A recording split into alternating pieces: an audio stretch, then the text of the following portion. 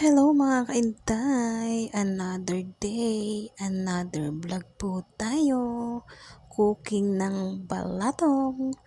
Thanks, it's Friday. Balatong ang ulam natin for today's video. Diba? Gulay-gulay muna tayo mga kaintay. At high blood is waving.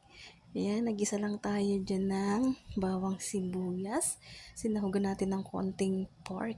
At nilagyan natin ng patis. At ilalagyan na natin sa ating nilagang balatong.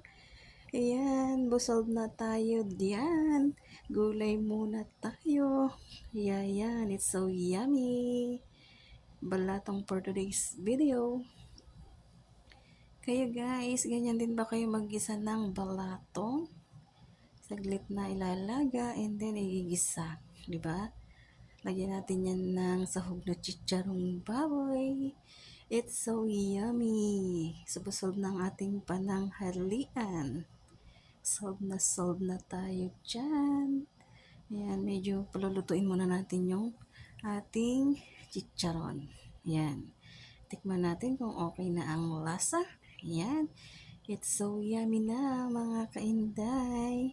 Thank you for watching. Maraming salamat sa suporta. Ready na ang pananghalian. Kain po tayo. Bye-bye!